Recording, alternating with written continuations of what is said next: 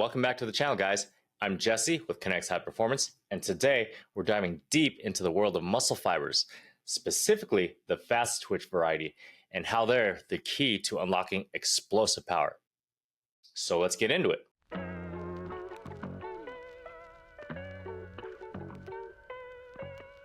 Now, if you've ever wondered why some athletes seem to generate incredible speed and force, even if they're not the strongest in the gym, you've come to the right place. Let's break it down. You've probably heard of fast twitch and slow twitch muscle fibers.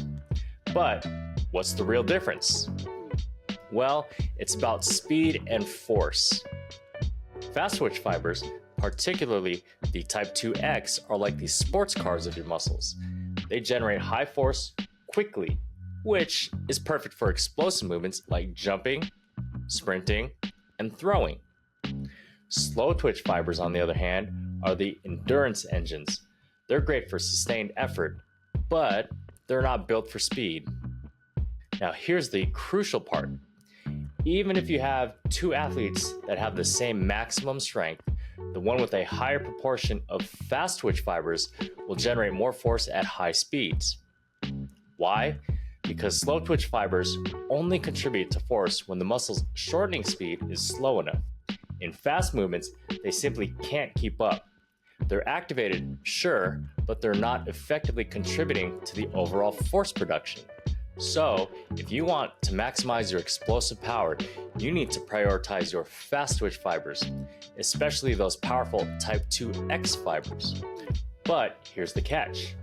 Traditional strength training can actually cause those Type IIx muscle fibers to shift more towards fatigue-resistant but less explosive Type IIA muscle fibers.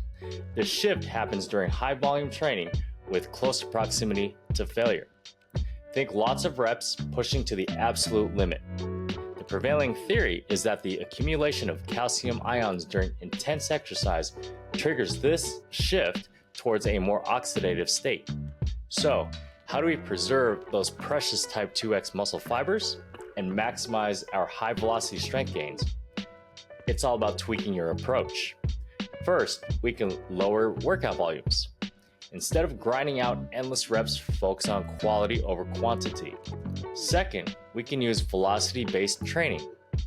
Using a velocity meter, we can monitor bar speed and stop sets when it drops below a certain threshold. This ensures you're training in the optimal velocity range for fast twitch fiber activation.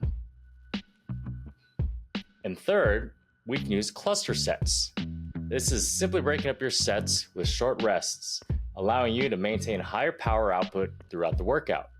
And by implementing these strategies, you can minimize the fiber type shift and optimize your gains in high velocity strength. You'll be able to generate more power, move faster, and ultimately perform better. Now, let's address the elephant in the room: slow tempo lifting. This is often associated with bodybuilding. While it's okay for muscle hypertrophy, it can actually hinder your power development. Here's why. Remember, power is the product of force and velocity.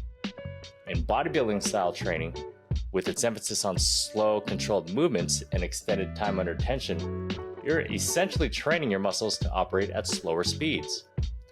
This type of training predominantly recruits and strengthens the slow twitch muscle fibers and the Type IIA muscle fibers while neglecting the Type IIx muscle fibers.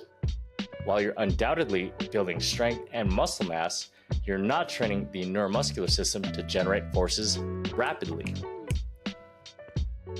The issue is that the nervous system adapts to the specific demands placed upon it. If you consistently train at slow velocities, your nervous system becomes more efficient at producing force slowly and less efficient at producing forces quickly. This directly translates to decreased power outputs in explosive movements. Think of it like this. If you only practice driving in slow, congested traffic, you're not going to be very good at reacting quickly on a racetrack. Similarly, if you only train with slow, controlled movements, your muscles and nervous system won't be optimized for explosive power. This doesn't mean bodybuilding is bad. It's fantastic for building muscle mass and achieving aesthetic goals. However, if your primary goal is to enhance power and explosiveness, You need to prioritize training that emphasizes high velocity movements and targets those fast twitch muscle fibers. Remember, it's not just about how much weight you can lift, it's about how quickly you can move it. If you lack explosiveness, focus on training for speed and power, and you'll unlock your true athletic potential.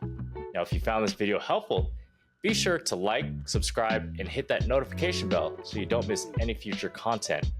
Let me know in the comments what you want to see next. If you want to learn more about how you should be training, click here. Thanks again for watching, and I'll catch you in the next one.